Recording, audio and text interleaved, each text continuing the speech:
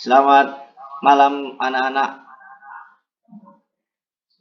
Selamat malam, Pak. Baik, selamat malam Pak. Eh, Bagaimana kabarnya hari ini? Apakah sehat? Baik, sehat, Pak. Pak, sangat Kurang baik, sehat Pak. Pak sedikit Pak. Baguslah kalau kayak gitu sehat ya kan, karena masa pandemi nih. Jadi di sini Bapak akan menyampaikan materi dari peralatan-peralatan standar bengkel. Nah, sebelum kita masuk ke materi kita, ada baiknya kita berdoa menurut agama dan percaya masing-masing. Berdoa dimulai. Berdoa selesai. Jadi di peralatan-peralatan standar bengkel ini, materi ini, kita ini memiliki tujuan pembelajaran. Nah, tujuan pembelajarannya itu ialah kalian akan dapat mengetahui macam-macam peralatan standar bengkel otomotif. Nah, lalu kalian akan dapat menggunakan peralatan standar bengkel dengan benar.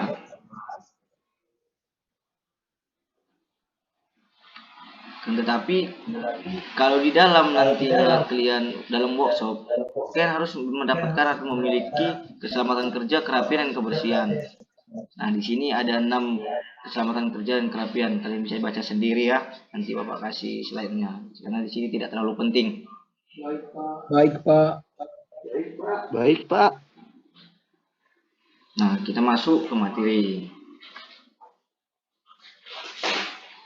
Nah, di sini kita akan menggunakan kunci momen puntir atau torsi.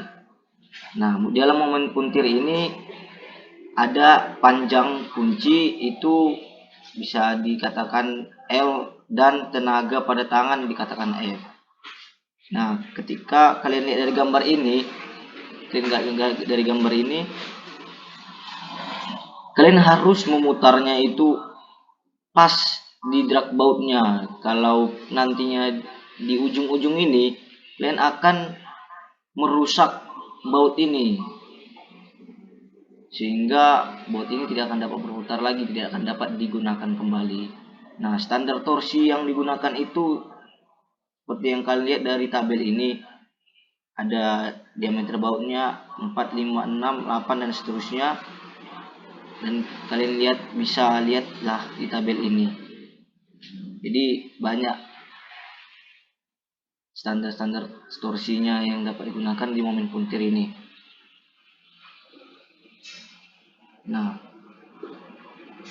selanjutnya itu kita akan bahas tentang kunci pas. Kunci pas ini ada 3 macam, yaitu kunci pas tunggal. Nah, yang kunci pas tunggal ini mempunyai diameter dalam pada salah satu sisinya saja. Nah, ada kunci pas ganda. Nah, kunci pas ganda ini mempunyai diameter dalam berbeda-beda pada masing-masing sisinya. Nah, ada kunci pas kembar, yaitu kedua diameter dalam kunci pas tersebut adalah sama besar. Nah, di sini sampai sini materinya dapat dipahami kan? Paham, Pak. Masih paham, Pak. Baguslah. Kita lanjut. Nah, di sini ada cara menggunakan kunci pas. Nah, coba Peter, bisa tidak kamu jelaskan bagaimana cara menggunakan kunci pas dengan slide yang Bapak sediakan ini? Coba jelaskan dulu. Secara rinci saja. Secara singkat. Baik Pak. Ini kunci pasnya diputar atau jarum jam Pak. Dan yang salah itu tidak boleh seperti dicongkak gini Pak. Nanti takutnya kuncinya bisa patah Pak atau rusak Pak. Yang kedua itu ada sudut kepala baut rusak. Ini saya kurang mengerti Pak karena dari gambarnya kurang detail menurut saya Pak. Yang ini ya? Yang sudut kepala baut rusak itu Pak. Yang ini kan? Tolong dijelasin Pak.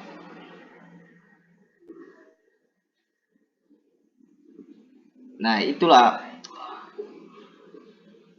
Kalau dilihat-lihat kan gambar yang sudut kepala baut yang rusak ini kan cara memutarnya salah. Kenapa salah? Karena tidak seperti gambar yang betul ini.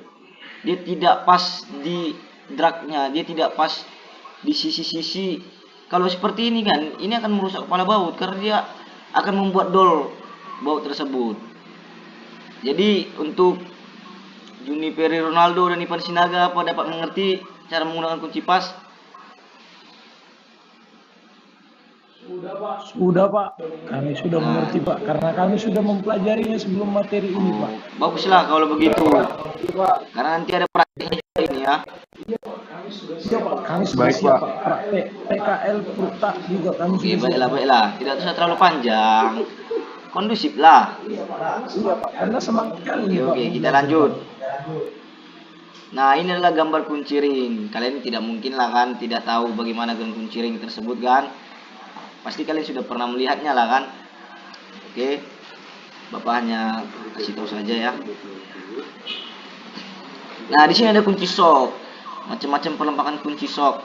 Nah, fungsi dari perlengkapan kunci sok ini adalah tangkai racket dan racket handle. Di sini dari gambar yang merah ini itu adalah penggerak tuas pengarahnya.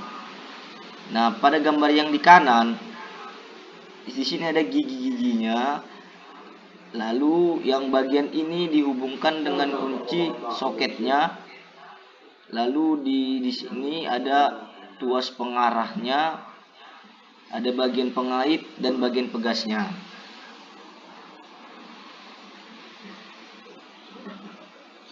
Nah, sambungan kunci soket join atau join for socket ini ada dua, dia di universal join dan di extension bar. Ya, seperti pada gambar ini ya, adik-adik.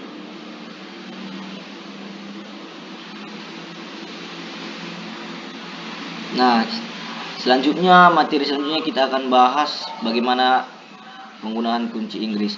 Tidak jauh berbeda dengan penggunaan kunci pas tadi, hanya saja ini ada pengatur terikatnya. Jadi kalau di kunci pas itu kan memang sudah ada ukurannya untuk baut 12. Nah, kalau ini bisa dimaksimalkan 15, 16 dan ke bawah selanjutnya. Kalau diputar ke atas dia semakin kecil, kalau ke bawah dia semakin besar. Kita lanjut. Nah, di sini ada gambar obeng. Tidak mungkin kalian tidak tahu ya. Nah, obeng ini terdiri dari dua macam. Ada obeng yang berbentuk positif dan berbentuk negatif. Nah, sudah seperti Bapak jelaskan tadi, ada yang positif dan ada yang negatif. Nah, di sini ada contoh penggunaan obeng yang salah. Nah, kalau kalian lihat penggunaan yang salah itu dia terlalu jauh atau tidak center di baut yang akan kita putar. Nah, itu salah. Dan itu ada juga yang kedua ini, dia mengobengkannya menggunakan obeng itu miring atau tidak 90 derajat sehingga dapat merusak bautnya. Dan ada yang disungkit lalu dia menggunakan tang, itu salah ya. Jadi yang benar itu adalah 90 derajat. Dia harus pas dia sehingga tidak merusak dragnya. Nah, lalu ada alat palu. Jenis palu ini ada 7. Palu berat atau besar, palu karet, palu kayu, palu plastik, palu tembaga, palu besi, dan palu aluminium ya. Ini sudah tidak perlu lagi Bapak jelaskan. Tidak mungkin kalian tidak mengerti cara menggunakan palu ya kan? Ya kan Aldo kan?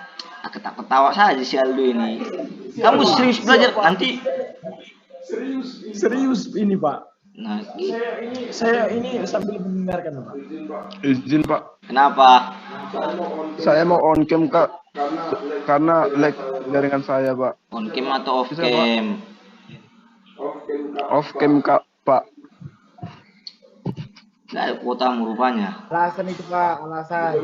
Bukan begitu Pak, soalnya saya di sini Karena nggak tahu jaringan itu, Pak. kurang bagus. Oke, baiklah. Baik Pak, makasih Pak.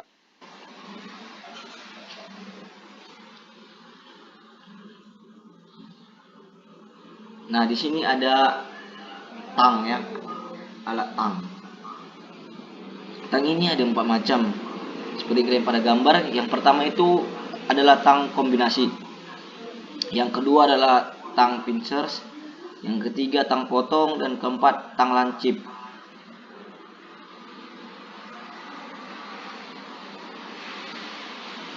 Lalu ada alat pahat. Nah, di yang pertama itu, gambar yang pertama ini pahat rata untuk flat seals.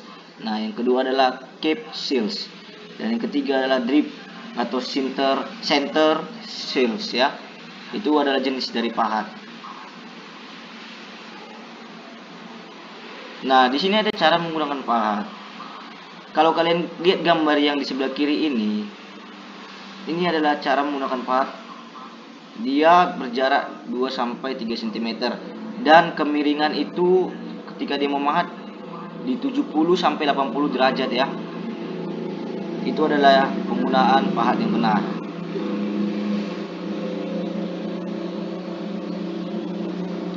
Lalu kita akan bahas kikir. Macam dan kegunaan kikir yaitu adalah 1 kikir datar, 2 kikir setengah bulat, ketiga ada kikir persegi, keempat adalah kikir segitiga. Nah, pada gambar yang ini adalah mengikir pada permukaan yang rata. Lalu kita lanjut. Ada alat gergaji. Nah, alat gergaji ini memiliki 2 macam mata gergaji. Nah, yang pertama itu adalah daun gergaji bermata tunggal, dia hanya 1, artinya tunggal itu 1 ya. Nah, yang kedua itu adalah daun gergaji bermata ganda, dia ada di atas, di bawah. Nah, itu disebut dengan 2 atau ganda.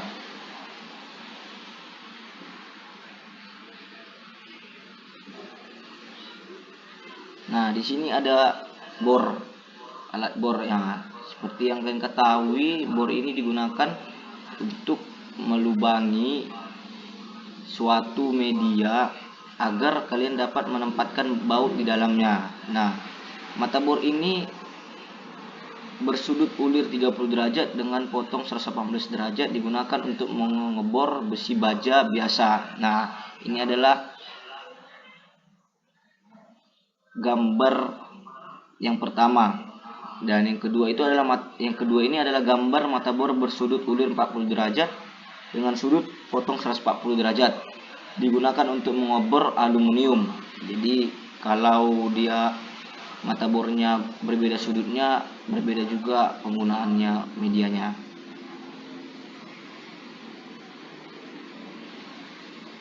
Nah, yang ketiga itu adalah mata bor bersudut ulir 10 dengan sudut potong 130, digunakan untuk mengebor kuningan tembaga. Yang keempat adalah mata bor bersudut ulir 10 derajat dengan sudut potong 50 derajat. Nah, mata bor ini digunakan untuk mengebor plastik fiber dan sejenisnya. Oke, jadi sampai situlah pembahasan materi Bapak. Jadi di dalam materi ini ada rangkumannya dari beberapa peralatan standar bengkel yang telah pelajari.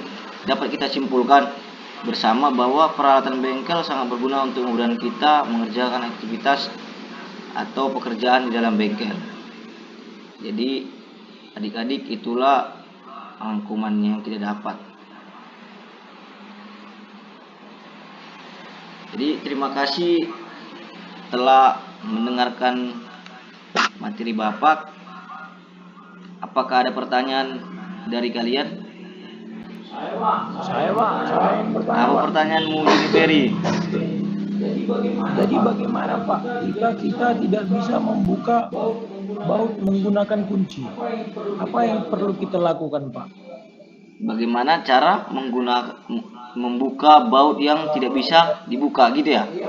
Iya Pak, contohnya ini ada baut 12, terus kita mengambil kunci 12. Nah, ketika kita putar tidak bisa, padahal kunci dan bautnya itu bagus Pak. Nah, Artinya ya, keras gitu Pak. pertama itu coba di bautnya itu ditetesin atau diberi pelumas sehingga ketika membukanya bisa dibuka atau mempermudah. Dan yang kedua itu kalau memang tidak bisa berarti bautnya itu dol. Nah, coba pakai mata bor atau ya mata bor sehingga nantinya bisa dibuka pakai obeng atau diputar dan dibuka. Itu saran dari Bapak ya. Bagaimana? Apakah dapat dipahami, Juniferi? Baik Pak, dapat dipahami Pak, jelas Pak. Apa ada pertanyaan lagi? Izin bertanya, Pak. Apa pertanyaannya, Ipan Sinaga? Jadi kan begini, Pak. Ada sebuah baut positif, tetapi digunakan obeng negatif. Apa yang akan terjadi, Pak? Ya, Bapak kasih ilustrasi ya. Bagaimana kalau kau tidak digunakan di tempat yang tepat? Apa yang terjadi? Kau tidak akan bisa bekerja kan di tempat itu karena tidak sesuai dengan bidangmu. Kau akan rusak ya kan? Jadi kalau kau membuka baut, nah padahal baut itu seharusnya digunakan dengan obeng yang negatif dan kau gunakan dengan obeng positif. Mana bisa ya kan? Bukan bautnya yang rusak, melainkan obengmu yang rusak nantinya. Dan kau tidak akan bisa membuka baut tersebut. Jadi sampai sini bisa dipahami? Baik, Pak. Terima kasih, Pak. Paham Pak, sangat paham. Ada yang lain? Paham Pak. Oke, baiklah. Jadi nanti Bapak kasih tugas secara mandiri di WA ya, di grup kita. Jadi untuk itu sebelum kita mengakhiri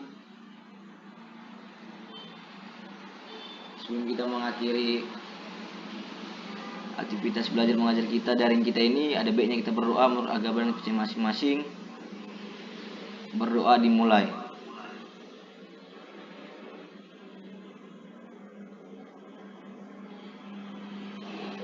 Berdoa selesai. Terima kasih ya Peter Jones, Ivan, Juniferi. Baik Pak. Sampai jumpa di materi Baik, Pak. selanjutnya. Sama-sama, Pak. Tidak cukup Pak. Ayo, buy one, do less.